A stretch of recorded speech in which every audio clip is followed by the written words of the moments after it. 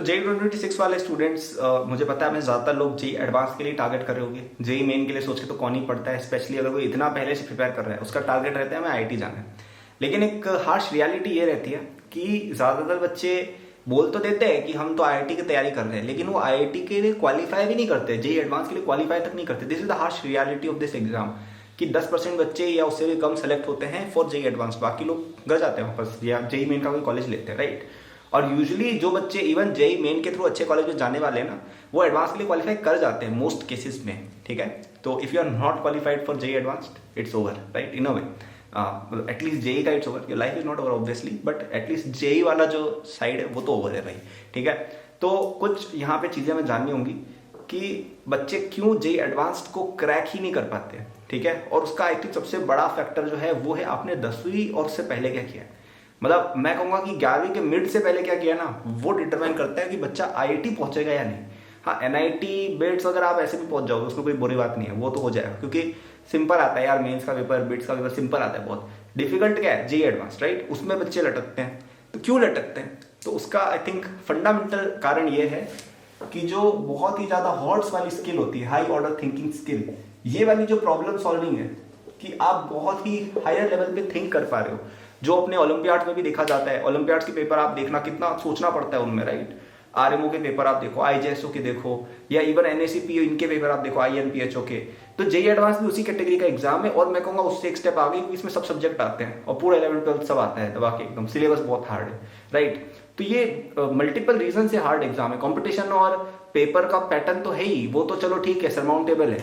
But जो difficult चीज है जिसको बच्चे नहीं फेस कर पाते कि जेई एडवांस में ना एक प्रॉब्लम का सर्टेन लेवल रहता है, और ज्यादातर लोग इस लेवल पे कभी पहुंच ही नहीं पाते हैं। वो पूरी जेई 11th में शुरू करके या 12th भी हो गई, और जो जेई एडवांस के लिए प्रॉब्लम्स रिक्वायर्ड है ना, स्किल, वहां तक पहुंचा ही नहीं वो बच्चा।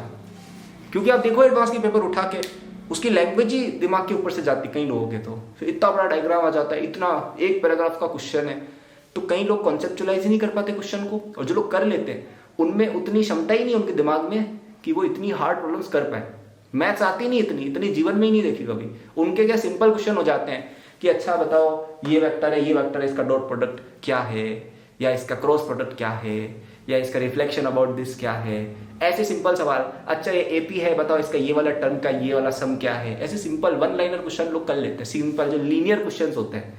लेकिन एडवांस में क्वेश्चन में क्या होता है, ये क्वेश्चन है, इसमें 3-4 हिस्से होते हैं, ये अलग कॉन्सेप्ट है, ये अलग कॉन्सेप्ट है, ये अलग कॉन्सेप्ट है, ये भी सोचना होगा, ये भी सोचना होगा, ये भी सोचना होगा, फिर को कंबाइन करोगे, फिर एक्सेप्शन निकलेगी उसमें भी, फिर क्वेश्चन होगा।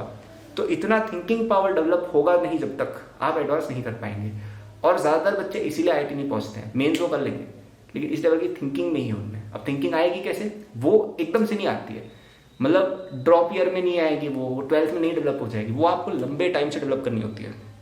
मेरे केस में मैं बहुत ही पहले से एक एक्टिव स्टूडेंट था, आगे की किताबें पढ़ता था, हार्ड चीजें करता था, ओलंपियाड्स देता था, तो मेरा ये बचपन से स्किल डेवलप था।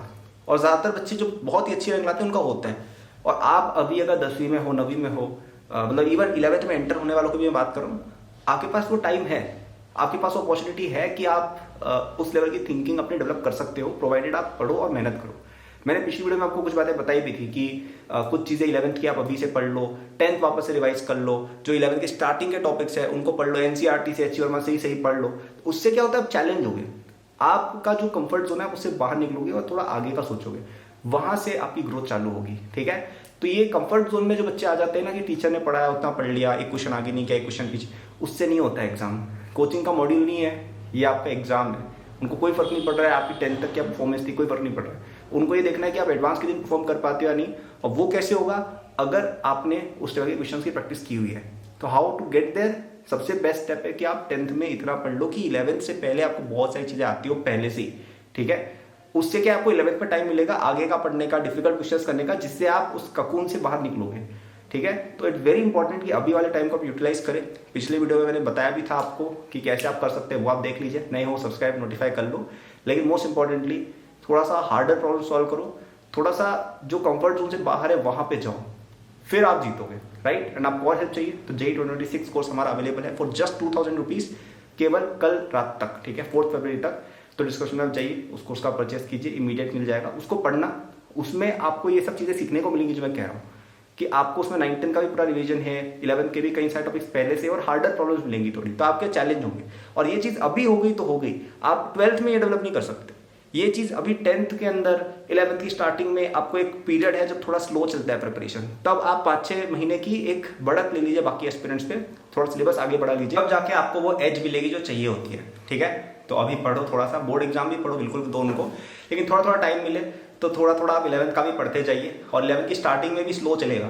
तब ये जो आपको मैं कह रहा हूँ ना, एक बढ़त बनाना, कंफर्ट जोन से बाहर जाना, आगे की पढ़ाई करना, जो क्वेश्चन नहीं होते वो करना, डिफिकल्ट क्वेश्चंस करना, ओलंपियाड से क्वेश्चन करना, ये आपको तब करना रहेगा। और ये नहीं किया 11th में तो आप 12th में नहीं कर पाएंगे।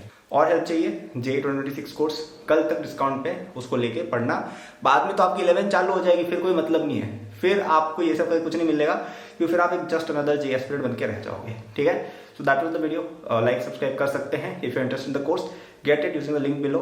Till tomorrow for only 2000 rupees. Thank you, bye.